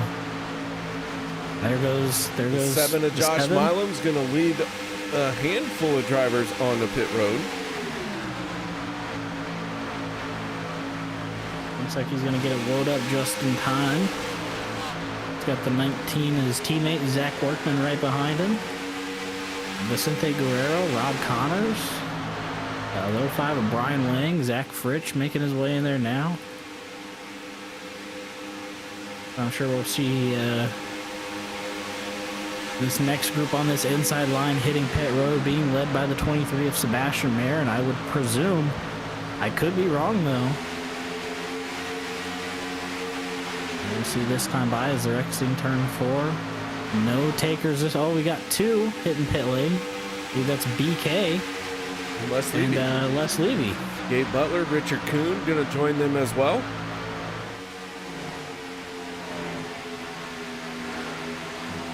So the 23 is Sebastian Mayer, your race leaders. We're finally getting green flag pit stops. They looked pretty clean that time for those few cars. Obviously, not a lot of cars hitting pit road at once. And looking at Josh Milam and Zach Workman, they're in turn number 3 with the pack just barreling towards them as they're only doing a cool 220 miles an hour compared to the pack's doing 235 at the start-finish line. I lied, 240 at the start-finish line. So they're gonna get swallowed up, and that's the thing of pitting early, KR. You got these guys doing 240 miles an hour. It takes a while for you to get up to speed, and you can't get up to that speed. So they're gonna hold the bottom lane here, trying to hope that the field will have to fall in behind them. They're going to go to the outside. It's going to put a couple drivers 1 lap down. And it looks like no takers for pit road this time. 7 of Josh Milam and the 19 of Zach Workman now getting put 1 lap down.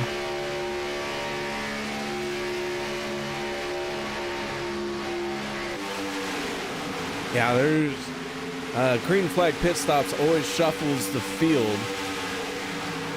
And so 20 cars on the lead lap because of this. Josh Milam 1 lap down. Zach Workman, the last car on the lead lap in the 19. So, yeah, I'm not going to say it, but I'm going to say it. Caution flag? Really going to throw things into a big mess. Oh, for sure. Maybe not as big as you would think, because they still have to pit. So if a caution came out right now, 7 and everybody who pit previously, I'm presuming, would just take the wave around. So it's not that detrimental. It would be if somebody somehow didn't pit yet and stayed out and kept everybody lapped down, as we're within 10 laps to go, and that lead group still has not pit yet. They're getting close to their window. And there goes, I believe, the 25 of Kevin Freese, making his way to pit road by himself.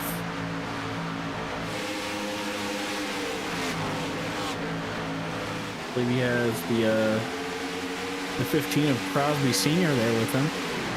We'll have to see where he comes out comparative to people pitting in groups with each other.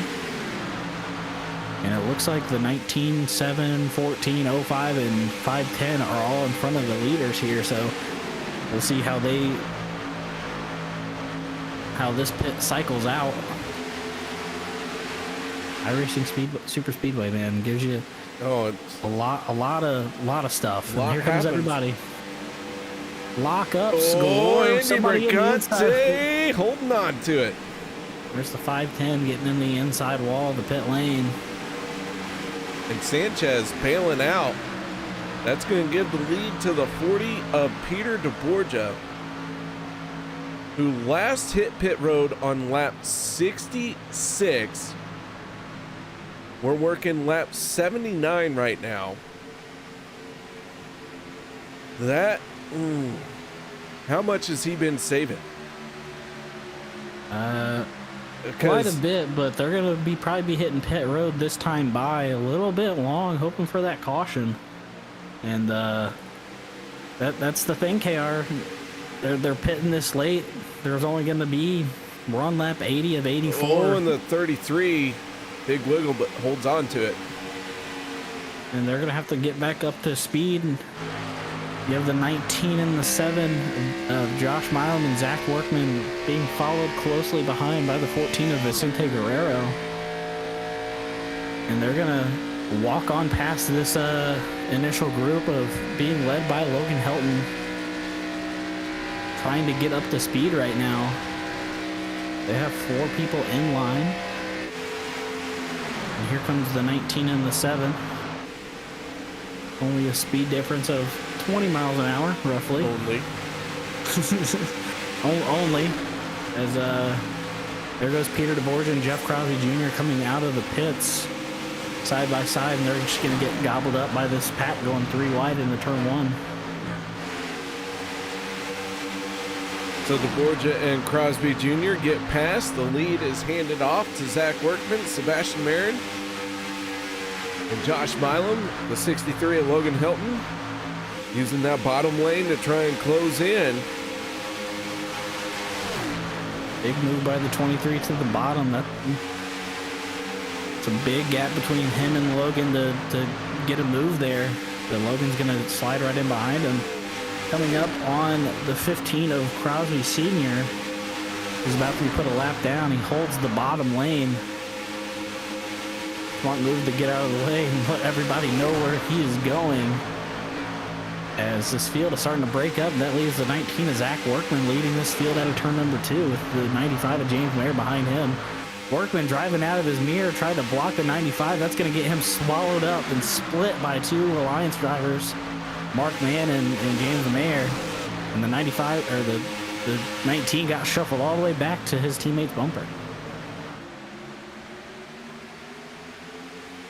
So Jim Mayer out in front in the 95. Mark Mann in the 04 finds himself leading the charge in the outside lane. That 04 picked up the win the first time we were here. Can he do it again? 2 laps to go. KR, if I'm not wanting to be leading this race like the 90. Oh, netcode! And around goes Mark Mann. And I think that's going to do it for his chances to win this one. Yep, that was a lovely bit of net code that just sent him hard into the outside wall. And that's going to shake up this restart and going to shake up this race ever so slightly. Collects PJ Cox as well. Take a look from on board PJ Cox. You see the 04.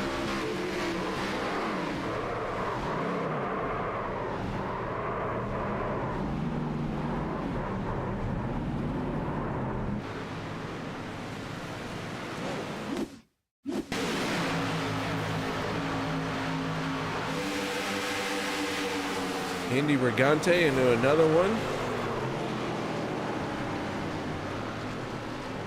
Oh boy.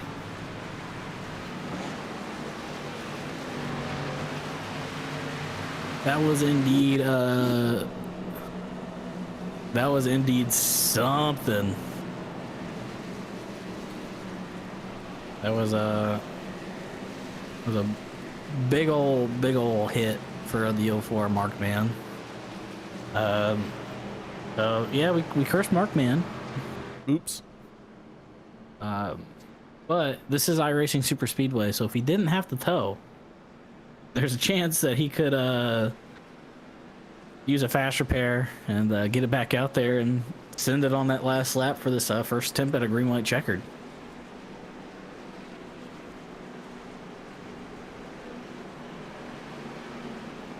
Couple people hitting pit road. Yeah, I mean, that's a little surprising. The 05 of Brian Wing. Of course, that car's suspect to begin with, so... That's true. That's very true. Is known to rub people the wrong way, or someone say scam the system, something like that. As the 9 and Nate Warren's going to be getting the lucky dog, going around the pace car there. Your leader at the time of caution was the 95 of James Mayer, and 23 of Sebastian Marin leading that outside line. The 95 has a teammate right behind him in the 63 of Logan Helton. So I'm the 95. I'm feeling pretty good in who I have pushing me.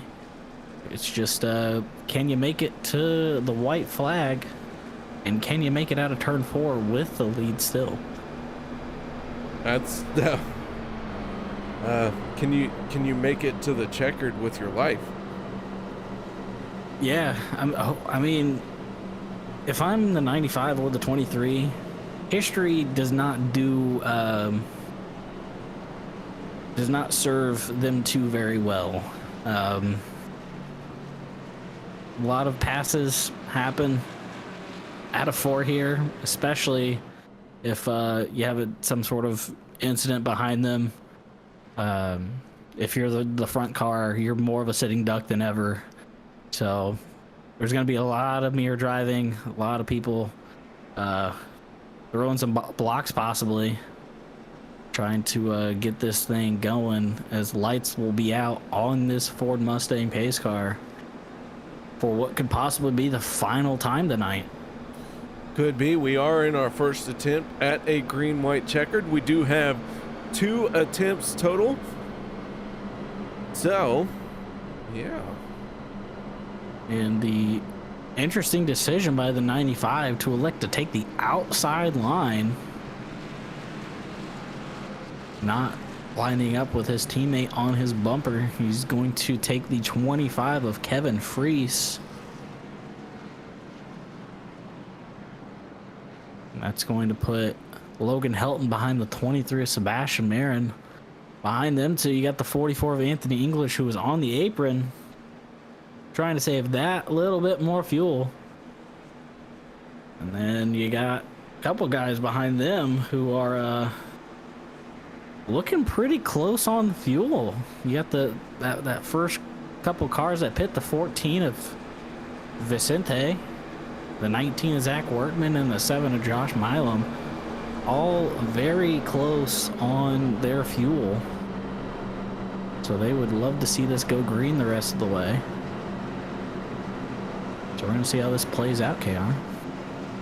And that's all we can do right now. Is just watch how it plays out. We've had netcode issues. We've had big crashes in drivers touching the apron. And it's all come down to a green-white checkered attempt, maybe 2 of them. Jim Mayer in the 95 in the outside lane, choosing that outside lane. Sebastian Marin on the 23. I'm not sure if Sebastian Marin is feeling that is the lucky spot to be, but we'll find out. So here we go. Pace car down and away. The 95 and the 23 both pick up the throttle as the green flag is back out. And away we go once again. 95 getting a good start. A little bit further back, a little bit of a gap in the field. The 26 and the 4 of Rick Seabrans and the 26 of Hunter Reynolds. Not quite as good of a start. Sebastian Marin still holding on the inside line with the 63 of Logan Helton behind him. The 95 of James Mayer being pushed by Kevin Freese, your stage 2 winner. Gonna be hard on his bumper, side by side. Nobody going 3 wide just yet. The bottom lane wide open for somebody to take. Nobody's jumping down there. We're still side by side going into turn 3. All right, so here we go. Coming in the white flag. Can we get across the line? And we do. Final lap. Here it comes.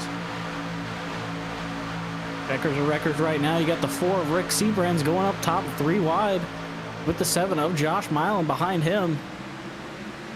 The 23 of Sebastian Marin clear to the middle. It's going to jump up in front of the 14. The 14 is going to give the 23 a big shot. There goes the 95 to block the 23. The 23 is going to get shuffled out. Here comes the 26 of Hunter Reynolds. He's going to give him a shot, and we saw this is how the stage 1 turned out for Josh Milan, 3 wide. The 25 of Kevin Freese clearing away. The 63 clear to the middle. The 63 is going to jump up, take the run. Here they come.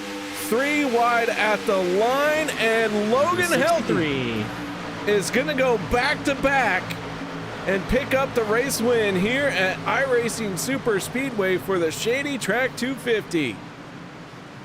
That's iRacing Super Speedway, man. You don't want to be leading out of 4. If you're leading out of 4, you're just a sitting duck, and that's what we saw with the 25 there, unfortunately. Oh my. All right, let's go through the results real quick. Logan Helton, Jim Mayer, Kevin Freese, your top 3 podium finishing drivers. Then Vicente Guerrero and Sebastian Marin round out your top 5. Anthony English, Zach Workman, Hunter Reynolds, Peter DeBorgia, and Gabe Butler is positions 6 through 10. That's Rick Seabrands, Brian Wang, Jeff Crosby Jr., Josh Milam, and Brian Anderson in 15th spot. And coming in 16th, you got the 17 of Jimmy Reynolds, followed by the 00 of Rob Connors. Andy Brigante following them, PJ Cox. And in 20th place, the 46 of David O. Les Levy in 21st. 22nd goes to Jeremy Funk, Casey Gilchrist 23rd. 24th, Zach Fritsch, and David Booth 25th. 26th place, you got the 1 to Zach Lima, the 04 Mark Mann in 27th. Followed by the 47 of Richard Kuhn in 28th, and the 9 of Nate Warren in 29th, and the 52 of Randall Cobb in P30. Dan Harrington, Jeff Crosby Sr., Richard Sanchez, Daniel Holloway, and Sean McCara in 35th. And rounding out the rest of the field, you got the 027 of Steve Kurosek, followed by Eric Laurie, finishing 37th tonight. You got the 27 of Sean Stevens, Bob Lackavar, the 6 of Cody Nagels, the 59 of John Guerrera, and me finishing dead last, like usual. Weird. Pretty on brand, though. Pretty on brand. All right, well, that is that. Let's get right into our race winner and start talking to Logan Helton as he goes back to back. Our first repeat winner of the season. And I know, okay. All right. Travis, why don't you go ahead and take it away with Logan? Will do. Logan Helton, 63, man. You had a copy? I have a copy. What a race it's been, huh? Yucky. It was a rough one from the start, especially for you getting involved in a couple cautions early on. I think I got involved in the 2 of the first 3 wrecks. So I was not in the greatest of moods that race. I had to use my fast spare at the end of stage 2 after being caught up in that wreck as well. and somehow we didn't get involved in anything else the rest of the race. So I was in the top 5, and that's where you need to be at this track at the end. And thankfully they started getting a little bit aggressive, and it just opened it right up for me to go up to that second lane at turn 4, side draft Kevin, and come to the line and get that win. Well, that you did for sure. Definitely had a bounce back of a race in the typical fashion that you do. So hats off to that for keeping it calm, cool, and collected and bringing home P1. So you're the first repeat winner of this season. How does it feel to, possibly get the wheels turning for kind of a repeat of last year? I'm excited. I was not expecting to win this race. I feel like I'm just the same competitiveness as last season. So, that's 2 wins and 5 races. So there's nothing stopping us from going out next week at Talladega and winning it again. If we can win it tonight, get caught up in the first, in 2 of the first 3 wrecks, and still win the race, I feel like that should be the mindset of the rest of the season. If we can do it tonight, we should be able to do it every week. That's well said, my friend. And at the ever so popular iRacing Super Speedway of all places too. So congratulations on a hard fought race, kind of opposite of what your race was last week, but still getting it done at the end of the day. Do you want to give any shout outs, thank yous to anybody out there, man?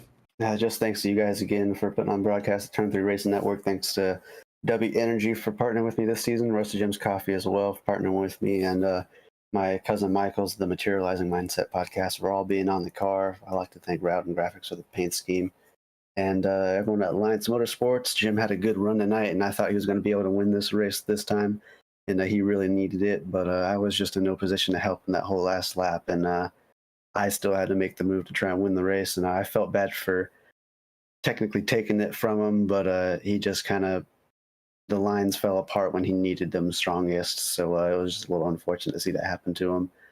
But again, Alliance Motorsports with Jim, Mark, Rick, and Daniel, they're all really good teammates, and I enjoy racing with them. So yeah, and also all my family friends are watching.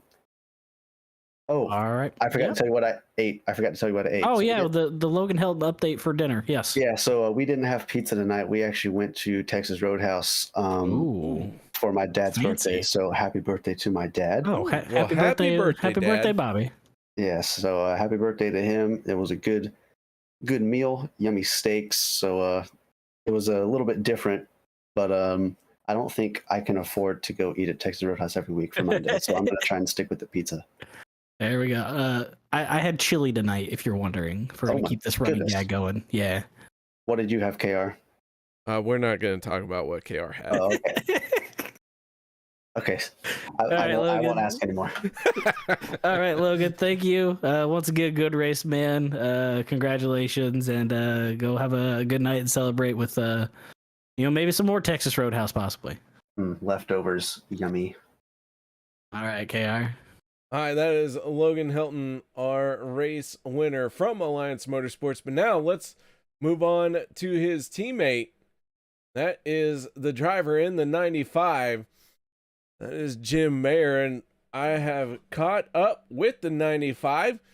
Jim, you got your ears on, bud? Yes, sir, I got you.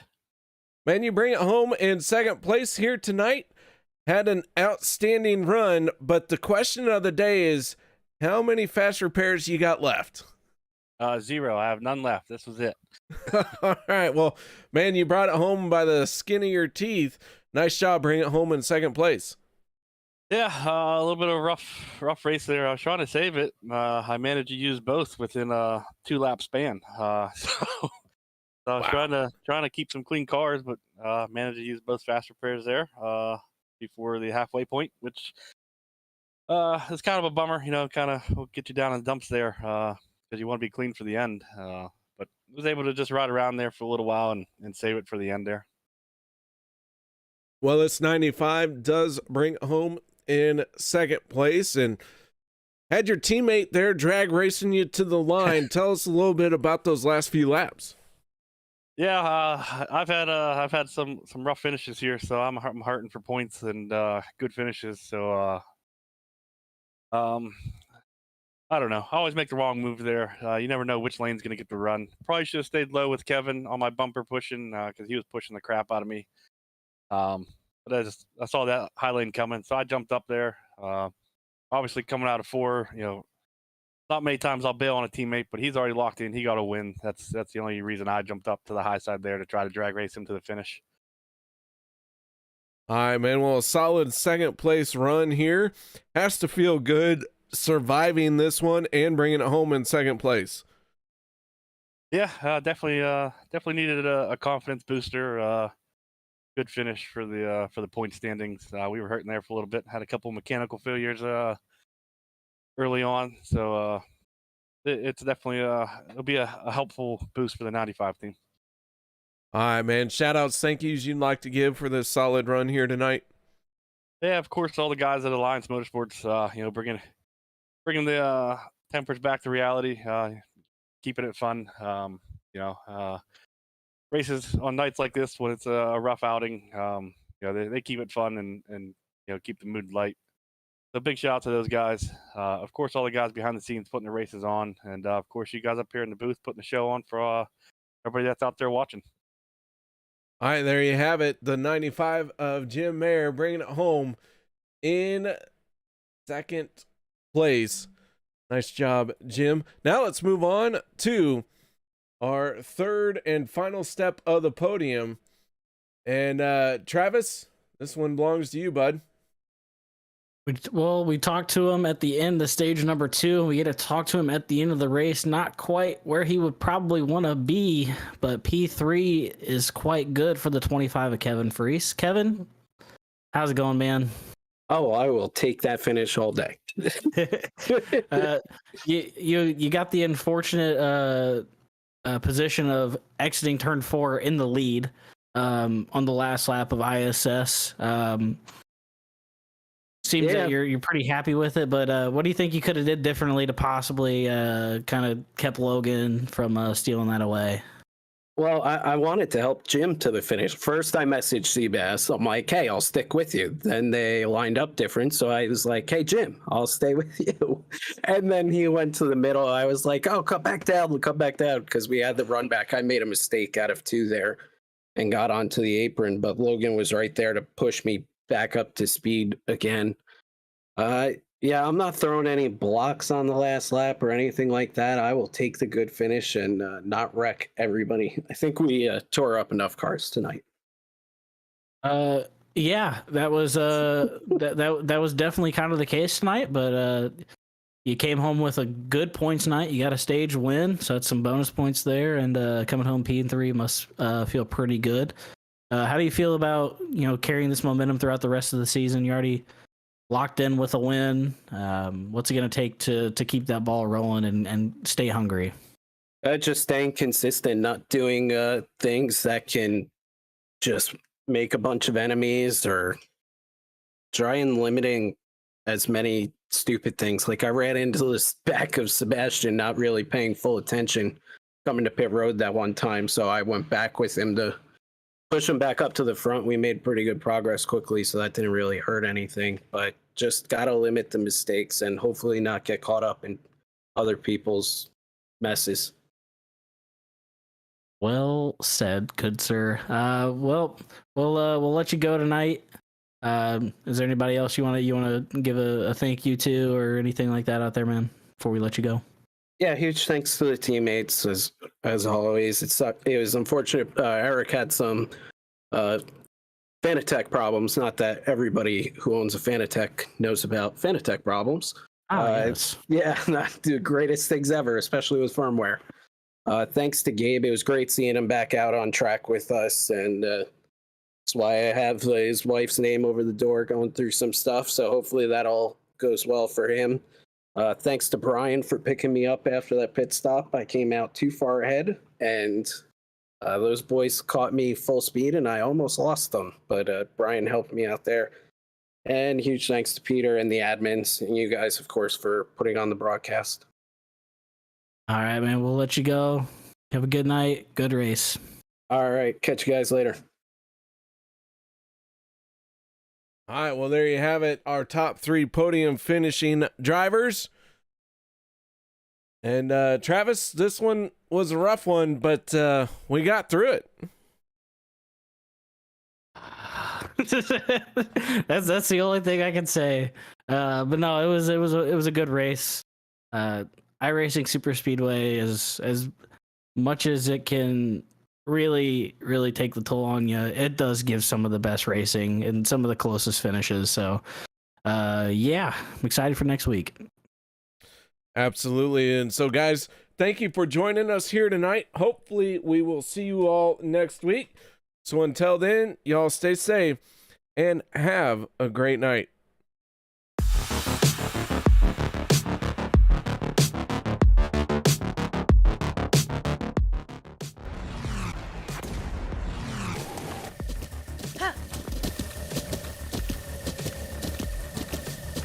With the Butt Kicker Gamer 2, what you see and what you hear is what you feel.